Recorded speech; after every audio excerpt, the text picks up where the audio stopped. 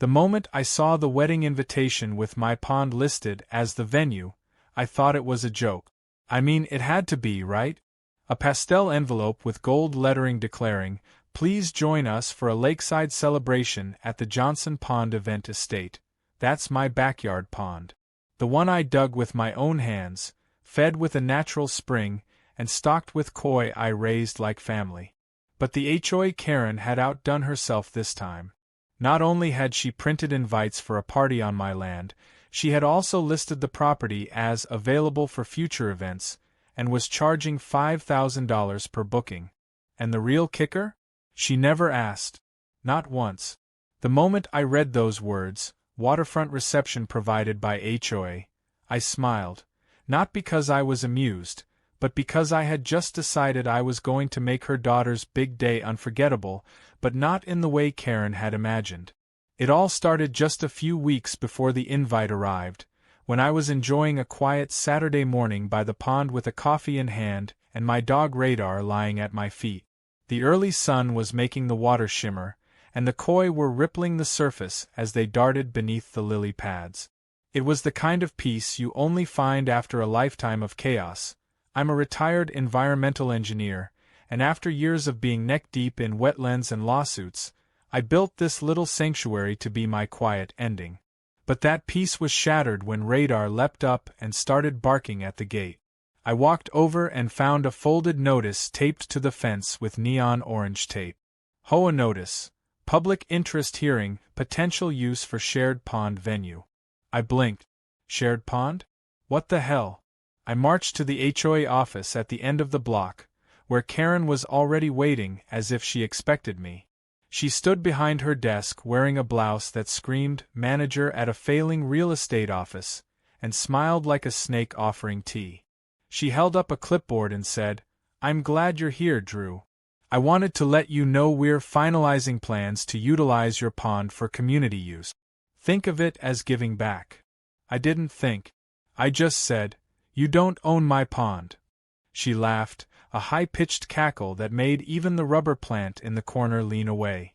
"Oh, sweetie, you might want to check the HOA bylaws. It says any body of water that crosses the community line can be reviewed for shared amenity designation." I looked her dead in the eyes and said, "You'll be reviewing something all right, my boot print if you touch my koi." I thought maybe she was bluffing. Karen was famous for making noise and backing down when someone actually challenged her. But this time, she doubled down. Within days, signs started popping up advertising, "Pond View Venue, now booking for summer," with my actual address listed at the bottom. I tore down 3 posters in one afternoon, and even caught one of Karen's minions, Barb, stapling them to my fence.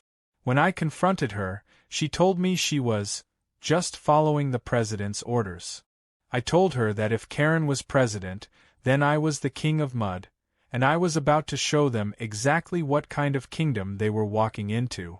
The final straw came one evening when I noticed something strange about the water. The koi weren't swimming like they usually did. A few were floating near the surface, their movements sluggish and unnatural. I scooped one up and immediately noticed the film on its scales. That night, I tested the water.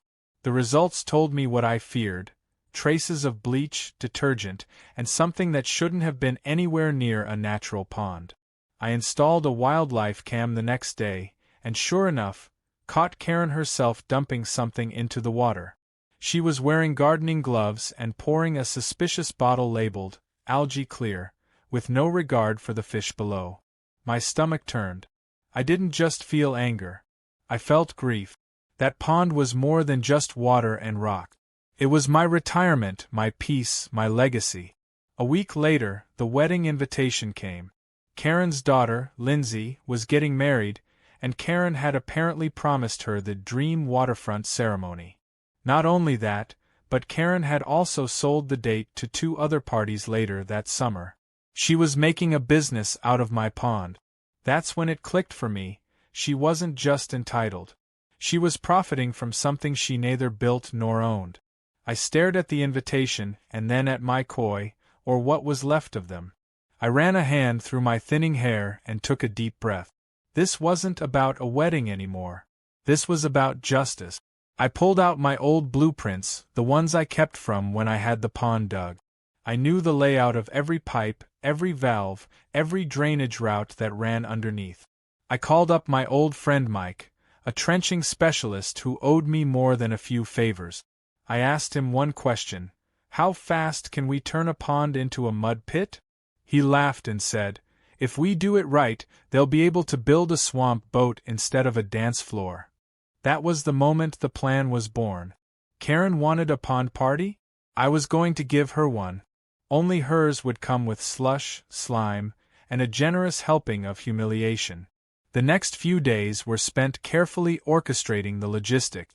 Mike and I worked at night, installing a bypass system that would discreetly drain the pond without disrupting the surrounding area. It had to be quiet, legal, and most importantly, reversible, just in case Karen tried to play the victim. I filed a request with the city's Environmental Bureau for a temporary drainage permit, citing chemical contamination and COI loss. The city approved it without question after I submitted the water test. Meanwhile, I started prepping the mud zone, aerating the soil underneath, so that by the time the water was gone, what remained would be a deep, sticky pit. The kind of mud that sucks in heels and won't let go. Karen, of course, remained blissfully unaware. She was too busy organizing florists, caterers, and hiring a DJ for what she called the social event of the season. Her daughter Lindsay posted excitedly on social media, "Can't wait to say I do by the water." Oh sweetie, you're going to say I don't the moment you step into what I've got waiting. Every smile Karen gave in those weeks was fuel to my fire. She strutted past my fence, talking to vendors and measuring the space like she owned it. Meanwhile, the drain ran beneath her feet, quietly turning her fantasy into a swamp. Radar watched the whole operation with the lazy interest of a dog who knew something good was coming. I even caught him sitting at the edge of the mud one night, tail wagging, as if he was imagining Karen's shoes sinking into the pit. By the time the water had fully drained, I had re-signed the property line and added small caution markers around the edges, just enough to be visible for legal purposes, but not enough to scream hazard. I wasn't trying to hurt anyone. Just educate them, dramatically. The morning before the wedding, I stood at the edge of the mud pit, once a proud pond, and tipped my coffee toward the horizon. Radar barked once, as if he knew what was coming. I muttered under my breath, "Let the show begin." Because the guests were coming, the bride was coming, and Karen? Oh, Karen was about to have the slipperiest, sludgiest, most unforgettable HOA-hosted party of her life. The day after draining the pond, I woke up to find a string of text messages from my old buddy Mike, who had left the site a few hours earlier. He'd installed the final drainage valve, covered it with foliage, and run a diagnostic through the bypass system. Every reading came back perfect. The water was fully diverted into the underground filtration tanks we'd set up near the tree line. Not a single drop had spilled where it shouldn't. The only thing left now was time, sun, and gravity to turn the soft, mucky bottom into the perfect consistency of swamp-grade sludge. My coffee that morning tasted a little stronger, a little sweeter, and I took a longer moment than usual to admire the crater that had once shimmered with koi fish and calm. The pond was no longer a symbol of peace. It was now a stage, and the curtain was about to rise. I didn't go anywhere that day. I stayed on my back deck with Radar by my side, sipping coffee, watching the wind ripple across the thickening sludge as dragonflies zipped around confused, looking for water. Karen strolled by with her phone in hand, clearly on a call with a vendor, gesturing wildly toward my yard. She didn't even glance my way. She just shouted over the fence, saying something about tent clearance and marquee delivery. I tilted my head at her and responded calmly that the pond wasn't accessible at the moment due to an ongoing environmental restoration project. Her eyes narrowed, but she forced a tight smile and kept walking, heels clicking on the sidewalk like a metronome counting down to her impending disaster. That afternoon, the first of her vendors arrived. A burly guy in a white truck parked half on the sidewalk and unloaded a dozen poles and canvas bundles, which I assumed were the framework for her wedding tent. I watched as he walked right up to the edge of the mud, squinted, then looked around like he wasn't sure if he was in the right place. I waited until he was halfway through muttering to himself before I called down, casually informing him that the pond venue no longer existed. He looked at me, confused, and said, "Wait, this is the place for the Johnson wedding, right?" I confirmed, yes, it was, but that the body of water he'd been told about was undergoing emergency mitigation due to contamination. He stared into the pit for a moment, then let out a long whistle, and walked back to his truck shaking his head. Karen was going to have some explaining to do. But explain she did not. Instead, she doubled down. The next morning, a new crew arrived. This time a landscaping company. They had walkie-talkies, clipboards, and even a small excavator. I couldn't believe my eyes. One of them walked to the mud pit with what looked like a depth probe and tried to jam it into the ground. It sank with a loud squelch and vanished nearly a foot down. The guy cursed and wiped his hand on his jeans. I walked over and casually asked if they needed help. The foreman turned to me and asked if there'd been a water main break. I laughed and explained that no, it was intentional. The area had been drained by order of the environmental department. He raised an eyebrow. I handed him a laminated copy of the city's approval and said he was welcome to check with the clerk. He took a photo of it and left a few minutes later, muttering something about Karen's fantasy fairyland gone wrong. Later that afternoon, Karen came storming down the sidewalk with a rage I hadn't seen since the HOA tried to ban solar panels. She burst through my gate and came right up to my deck, waving a phone in one hand and shaking her other in my face. Radar, normally as calm as a Zen master, growled low. She ignored him and yelled, "You did this on purpose! You sabotaged my daughter's wedding!" I stood slowly, placed my mug on the railing, and replied with the same calm I'd used since this whole mess began. I told her the pond had become a hazard due to unapproved chemical dumping, which I believed was caused by her. I even pulled out my phone and showed her a few frames from the wildlife camera footage. There she was in high definition, pouring liquid into the water with gloves on. Her face went pale for a split second, then flushed red. "That was pond cleaner," she snapped. "Algae control." I nodded and said, "You used it without knowing what it would do to the koi. You're lucky I didn't press charges." She turned on her heel and stormed out, muttering threats about lawyers and ruined memories.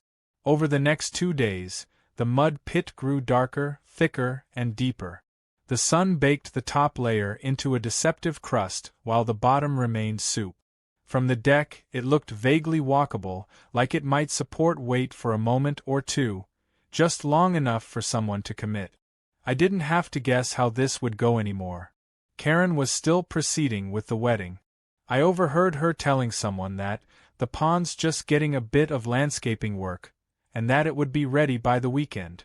No matter what truth she was handed, she just rewrote her version and forced everyone to follow it. It was astonishing, really, the length she'd go to just to save face. But soon, face was exactly what she'd be landing in. By Friday, the scene was almost ready. Her team had managed to erect a marquee tent on the far side of the yard, held up by a series of braces and tension cords that barely clung to the patchy ground. A portable platform had been built over part of the mud using plastic decking sheets, but it sagged dangerously when a few teenagers walked across it during setup. I pretended not to notice, all while Radar sat on the porch chewing a stick with absolute disinterest. Karen strutted around in a pink sun hat, pointing at floral arrangements and barking orders. Her daughter, Lindsay, arrived late afternoon to do a walkthrough. I didn't blame the girl. She seemed genuinely excited and probably had no idea the whole setup was a time bomb. I overheard Lindsay say, "It's a little earthier than I imagined." Karen assured her it would all come together by tomorrow. "By sunset the place will glow," she said. "Trust me, sweetie." Lindsay nodded, a little uncertain. Meanwhile, one of the platform guys tapped me on the shoulder and asked if I had rubber boots he could borrow. I asked why. He said one of the vendors dropped a folding chair into the mud, and when they tried to grab it, it just sank. I told him I didn't have boots, but that they might want to mark off the soft zones before someone got stuck. His face tightened with concern. "How deep is this stuff?" he asked. I didn't answer. I just smiled and said, "Deep enough." That night, I made one last walk around the pit with a flashlight. I checked all my equipment, sealed off the drain valves, and ensured everything was secure. No damage to property. No sabotage. Just a drained pond under legal restoration, documented with permits and reports. If anything went wrong tomorrow, it wouldn't be my fault. And more importantly, it wouldn't be my problem. Karen had ignored every warning, trampled every boundary, and laughed in my face while doing it. But tomorrow, when she paraded her guests onto that fragile deck, dressed in lace and expectation, reality was going to greet them not with music or flower petals, but with a thick, sucking splash. As I turned to head back inside, Radar barked once behind me, facing the fence. I followed his gaze and saw a silhouette slipping away down the sidewalk. Karen? Maybe. Maybe not. Either way, the night was quiet again. The stars were out. The mud was still. And the countdown had officially begun. The wedding morning began with a loud clatter and yelling from across the property line. I stepped out onto the deck in my robe, sipping coffee while Radar perked up, ears forward. The tent crew had returned early, this time hauling in the last decorations, sound equipment, and rows of folding chairs, all aimed at transforming a mud crater into a dream ceremony. Karen barked orders with a commanding tone that could have passed for a drill sergeant. Her daughter Lindsay stood nearby in hair rollers and a floral robe, face pinched with stress. The air buzzed with tension wrapped in white ribbons and artificial joy. I could already tell this day would be a show worth watching, and I had the best seat in the house. Vans lined the street as vendors poured in. A photographer climbed onto a ladder near the far edge of the mud pit, trying to frame the empty space where the pond used to be as some kind of rustic waterless elegance. A few guests arrived early, wandering with puzzled looks as they glanced between the printed invitations and the reality before them. One man even asked aloud, "Didn't this say Lakefront ceremony?" Karen immediately intercepted him with a saccharine smile and explained, "We had to lower the water temporarily for landscaping. It's all part of the theme, earthy elegance." The man nodded uncertainly while stepping around a soggy patch of grass that nearly swallowed his shoe. The DJ showed up next, carrying a portable speaker setup and trying to figure out where the safest spot was to avoid moisture damage. He picked the driest section near the tent's entrance and glanced nervously at the ground every time someone walked past him. Lindsay's bridesmaids appeared soon after, shuffling between a mobile makeup van and the tent. From a distance, they looked like birds balancing on ice, constantly wobbling to keep heels from sinking. The air was thick with humidity and the faint stench of disturbed soil. Someone had sprayed heavy floral perfume to cover the natural odor, but the combination only made things worse. Radar sniffed the breeze and sneezed 3 times before retreating inside to the air conditioning. Around noon, I spotted Karen inspecting the temporary boardwalk her team had installed across the shallower side of the pit. It looked like a series of plastic pallets laid edge to edge, disguised with decorative skirts and rose petals. 2 workers cautiously tested it by walking across, their footsteps causing the whole structure to bounce just enough to worry anyone with eyes. Karen waved them off, telling them to cover it with more fabric. "People won't be looking down," she said confidently. "They'll be looking at the bride." I couldn't help but chuckle under my breath. That wasn't going to be true for long. The guests started arriving in clusters just after 1 in the afternoon. Parking became chaos. Cars lined both sides of the street. Some parked on the grass, crushing sprinkler heads in the process. A valet team Karen had hired tried to organize the flow, but their fancy vests were already stained with sweat and frustration. I sat on my deck chair with a bottle of lemonade, watching everything unfold like the opening act of a community theater tragedy.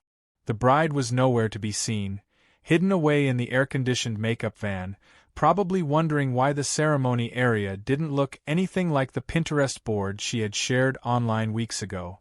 Then the real moment arrived. Karen stepped forward to address the crowd. She wore a wide-brimmed hat, pastel dress, and a headset mic like a motivational speaker. She thanked everyone for coming, announced the ceremony would begin shortly, and encouraged guests to enjoy the ambience of our scenic lakefront retreat. Her voice cracked slightly when she said lakefront, but she powered through with a grin. The guests clapped politely, though several continued looking around with subtle confusion. One kid asked loudly, "Where's the lake?" and was promptly shushed by his mother. As the wedding music began to play from the speaker, the bridesmaids lined up on the far edge of the boardwalk. The DJ queued up the processional as Lindsay emerged in her dress, clutching a bouquet and a look of unease. She stepped gingerly toward the platform, glancing down with every step.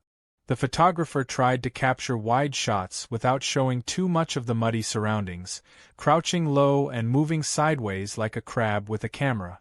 Karen, standing off to the side like a proud director, waved frantically at the flower girl to start walking.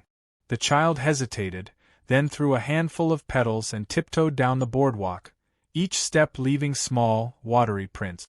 And then it happened. The groomsman at the far end of the platform shifted his weight to let someone pass. The panel beneath him dipped, flexed, and cracked. A sudden snap rang out like a starter's pistol. One side of the platform sank into the mud with a wet, sucking sound, and half a dozen guests screamed as the boards tilted sideways. A bridesmaid shrieked and tried to jump off, but her heel got caught in the fabric skirting. She toppled forward into the muck, arms flailing, bouquet flying through the air like a doomed dove. The flower girl screamed and ran back down the aisle, petals trailing behind her like a cartoon explosion. Karen screamed something unintelligible as more of the platform gave way. The groomsman tried to help the bridesmaid up but ended up slipping himself, face first into the thick mud. Two guests who tried to help ended up tumbling in as well, forming a slow-motion pile of dripping disaster. The DJ fumbled with his controls trying to cut the music, but hit the wrong button and accidentally blasted the chicken dance at full volume. The crowd erupted, not in applause but in panicked retreat. People scrambled to the edges, slipping, stumbling, and trying to avoid the spreading mud. A woman in stilettos cried out as one of her shoes got sucked into the earth and vanished forever. Karen rushed forward to salvage control, waving her arms and yelling for calm. She stepped onto the remaining portion of the boardwalk, which looked like it might hold a feather, maybe a squirrel, but certainly not Karen. 2 steps in, it cracked again. Her foot sank, then the other. And before anyone could stop her, she pitched forward into the center of the mud pit with a loud, unmistakable squelch. She flailed in place, coated from chest to knees in brown sludge, her hat floating away like a tiny lifeboat. Cameras clicked. Phones filmed. One guest even shouted, "World Star!" as Karen rolled over trying to get to her feet, slipping again and landing on her back like a beached sea lion.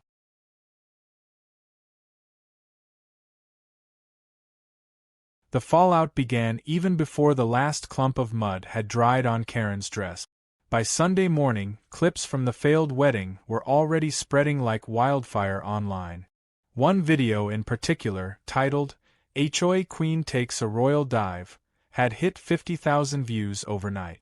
It was taken from the perspective of a guest who caught the exact moment the boardwalk cracked and Karen flailed into the muck, her arms outstretched like she was attempting to fly through a swamp.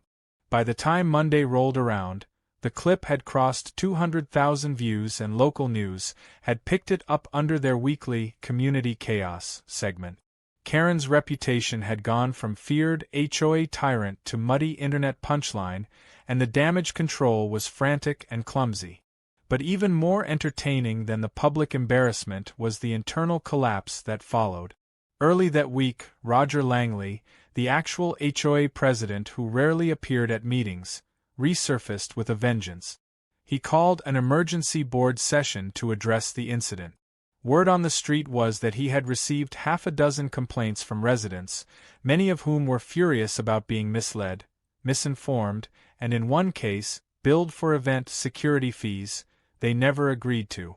I wasn't invited to the meeting, but one of my neighbors filled me in on the highlights afterward. Roger had entered the room with a folder stuffed with screenshots, receipts, and printouts of HOA bylaws. He laid everything out on the table like a prosecuting attorney. By the time Karen tried to defend herself, even her most loyal committee members had backed away like they didn't want the mud on their shoes. Apparently, she attempted to spin the story as a miscommunication and blamed the wedding failure on unforeseen drainage issues caused by nearby construction. Roger, however, produced a copy of the environmental drainage permit I had legally obtained, complete with dates, approval stamps, and aerial site photos showing the pond dry long before her vendors arrived. He also unveiled financial records showing unauthorized event deposits that Karen had collected under the table. When confronted, she tried to dismiss it as temporary borrowing meant to reinvest in community beautification. That excuse went over like a lead balloon. By the end of the meeting, Karen was suspended from all HOA duties pending a full audit. That evening, I sat on the porch with Radar again, flipping through my mail when I saw a hand-delivered envelope addressed to me in clean, professional print. Inside was a formal notice from the HOA's legal representative informing me that Karen had been removed as acting head of the event committee, and that the board was reviewing all past actions involving my property. There was also a polite apology letter signed by Roger himself. It didn't admit liability, of course, but it did include a voucher for property damage mitigation and an invitation to consult on updated HOA boundary guidelines. I folded the letter, placed it on the table beside me, and kept sipping my tea. Radar let out a low yawn and leaned his head against my leg, entirely unimpressed with the bureaucratic drama. But while the HOA scrambled to distance themselves from Karen, she wasn't quite ready to let go of her delusions. The next day, she showed up at my gate again, this time with a clipboard in one hand and a wrinkled stack of papers in the other. She looked disheveled, tired, and much less regal than usual. Mud still lingered at the seams of her sandals. She tried to hand me what she claimed were formal complaints for property obstruction. I didn't even take them. I simply reminded her, once again, that my land was private, my pond legally under restoration, and that I had full documentation for every pipe and every drop of missing water. Her voice cracked slightly as she accused me of orchestrating the whole thing to ruin her daughter's wedding. I told her that if she had spent more time respecting boundaries than designing invitations, none of this would have happened. She left without another word, but not before Radar barked once and sent her tripping over her own clipboard on the way out. By the end of the week, the neighborhood mood had shifted dramatically. People who had once avoided eye contact with Karen were now openly gossiping about her. The Corner Park bulletin board, usually filled with bake sale flyers and missing cat notices, had a new poster. Someone had printed out a still image of her mid-fall into the mud with the caption, HOA Splash Queen 2025, underneath. It was anonymous, but the printing quality made me suspect one of the teenagers down the block with access to the school library's color printer. Even more surprisingly, neighbors who had never spoken to me before began dropping by.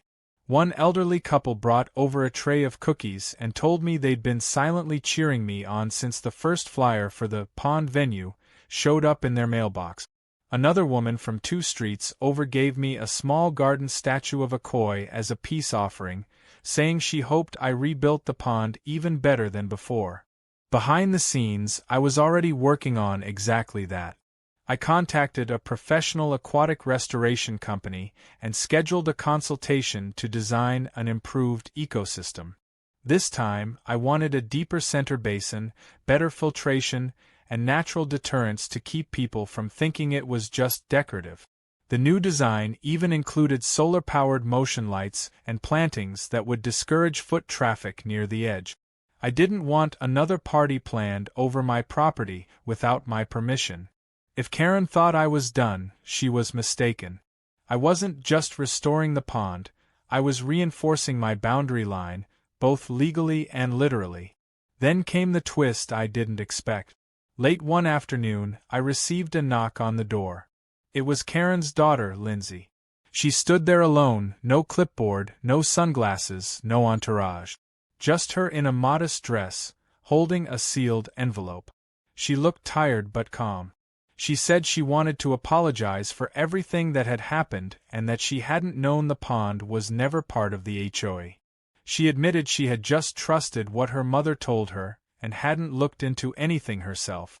She handed me the envelope and said it was a reimbursement check for the koi, the environmental damage, and an added note from her personally. I opened it later to find a handwritten letter thanking me for not retaliating in a way that endangered anyone, even when her mother had crossed the line repeatedly. It was more than I expected and more than I needed, but I appreciated the gesture. By the following week, the HOA audit was in full swing. Roger held a town hall to discuss the future of leadership and bylaws. He asked for volunteers to join a new Fair Property Practices Committee designed to prevent incidents like this from ever happening again.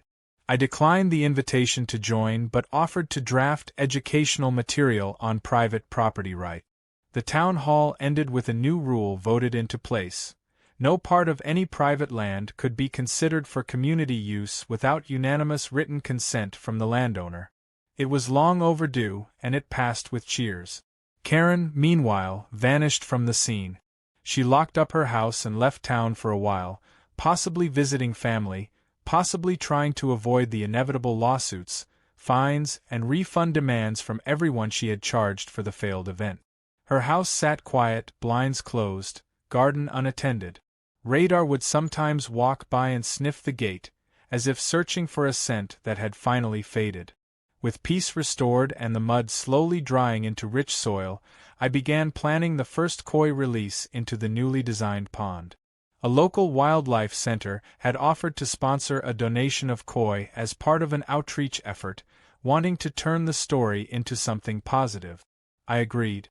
Not for publicity, but because I liked the idea of something good sprouting from the mess. What started as a petty power grab had ended with the entire neighborhood reassessing who really held power. It wasn't the loudest voice at the meeting. It wasn't the person with the most printed flyers or a clipboard full of bylaws. It was the one who knew how to stand quietly, wait patiently, and let nature, along with karma, do the heavy lifting. I hadn't set out to ruin anyone's wedding, but I had certainly reclaimed my peace. And soon, with a brand new pond and a smarter community, that peace would be deeper than ever. The pond restoration began on a crisp morning with a light mist hanging over the yard like a veil waiting to be lifted. Trucks arrived with fresh liners, gravel, and aquatic plant. The crew I had hired were efficient, respectful, and well aware of the pond's chaotic history thanks to the viral videos. One of the workers, a young guy with tattoos of fish running up his arm, recognized me and asked if it was true that I had turned a wedding into a mud wrestling match. I just smiled and told him the pond had a mind of its own. Radar barked once like he was confirming it. With every shovelful of clean gravel and every pipe laid, the damage Karen had caused began to disappear, replaced by something better, stronger, and smarter. I made sure every detail had purpose, from the new solar-powered filtration system to the reinforced perimeter marked with signage reading, "Private Property, Ecological Habitat." This time, there would be no misunderstandings. As the pond neared completion, the neighborhood seemed to breathe easier. Without Karen stomping around enforcing nonsense rules, people relaxed. Kids played in yards again. Neighbors chatted at the mailbox without the usual paranoia of being fined for leaving trash cans out a few minutes too long. A few of the more reasonable HOA members even came by to see the pond progress, genuinely curious about the ecosystem I was building.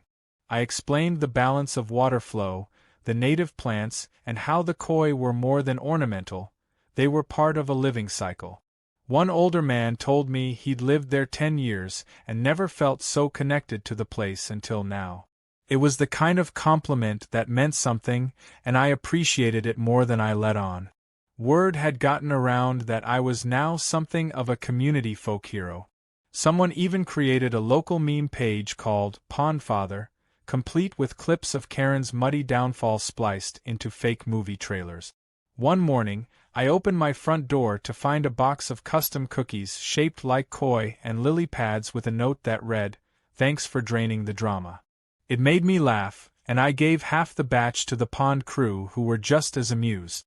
Still, even with the newfound celebrity, I kept things grounded. The goal was never attention, it was justice and peace. And that peace was almost fully restored. But the final twist came when the city council reached out to me with an odd request. They had heard about the incident, seen the news coverage, and were interested in turning the property's story into a public education case about land rights, environmental protection, and homeowner boundaries. They asked if I'd be willing to host an annual event highlighting these topics, maybe even allow supervised school tours of the pond habitat for kids studying ecology. I agreed under one condition: the HOA could never be involved in the planning or management. They laughed and said that wouldn't be an issue. Plans began forming for a community Pond Day festival, complete with food trucks, educational booths, and even a mud relay race for charity.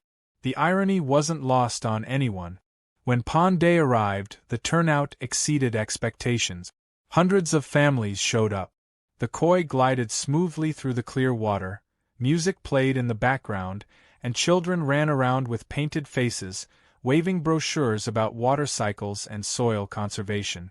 I gave a short speech at noon, nothing fancy, just a few words about respecting the land and each other. The crowd clapped politely, and I felt, for the first time in a long time, like this place really was home.